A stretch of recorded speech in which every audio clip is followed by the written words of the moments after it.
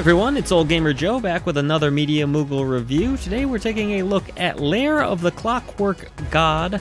This is the latest game from Dan Marshall and the developer of such games as Gun Monkeys, Behold the Kickmen, and The Swindle. His development team goes by the name of Size 5 Games, and they've created here an interesting title that fuses point-and-click adventure-style gameplay with platforming.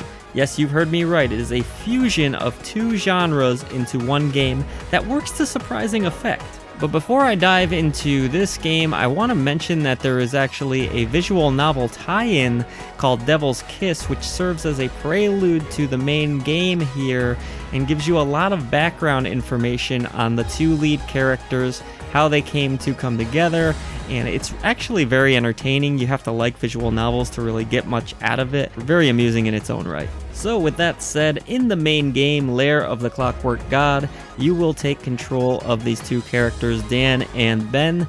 Dan is more of a platformer. He has kind of changed his ways from being an adventurer. He felt like it was time to evolve, wanted to move on and be able to jump, collect things, all of that sort of stuff. Ben, on the other hand, is still firmly stuck in the 90s and feels like he has to rely on old-school LucasArts-style point-and-click adventuring to get through his journey.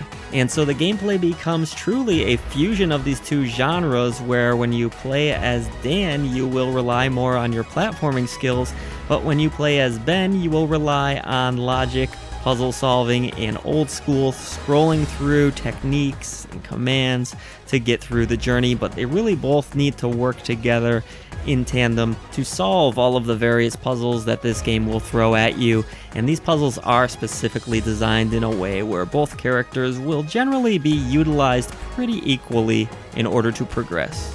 As an example, there may be a switch that only Ben can interact with, but there may be a jump that only Dan can make. And this unique fusion of gameplay allows for some really clever and fun puzzles that won't overly tax you, but are satisfying to solve. And this is only heightened by the banter between the two characters, who love to take jabs at other video games and pop culture in general. I was at times reminded of some of the wit of the great Tim Schafer in the writing. It's really well done, it's pretty funny, and while not every joke was a winner, I did on the whole think the game was pretty amusing and very well written. I will say overall though, I preferred using Ben to Dan because of his adventure elements that I found more entertaining for this particular game.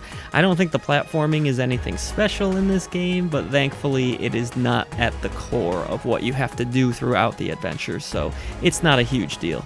And despite the fact that this is not excellent platforming by any means, it does break up the puzzles in a way where your brain gets a little bit of a rest and you're able to enjoy some simple jumping about and collecting of items. I found the art style of this game rather interesting, actually. I think it looks pretty nice, but it's hard to pinpoint exactly what they were going for. It's almost kind of a style of its own.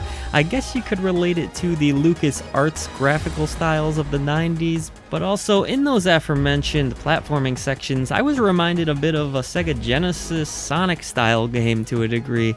So just as it does with the gameplay, the game manages to fuse two different graphical styles into one cohesive presentation. I also think the soundtrack is interesting because it takes itself pretty serious for a game that doesn't really feel serious in regards to its tone and content of the story, but there's an almost somber tone to a lot of these songs. They're very melodic and they're very pretty even at times. I was a little bit taken aback by the selection of songs that they decided to go with here, but it's pretty nice and I don't think it feels out of place by any means, but it's just not quite what I was expecting. So what we ultimately have is a game that is willing to take a lot of creative risks. It's funny because the mechanics that these characters are based on are nothing new or innovative, but when you mesh them together, it creates a surprisingly fun experience that still feels cohesive. Lair of the Clockwork God offers up some funny moments, some clever puzzles, some interesting game design, and while I believe that point-and-click adventure fans are going to get more out of this game than the platforming fans will, I applaud the developers for making a game that fans of both genres should be able to enjoy, and I think they will.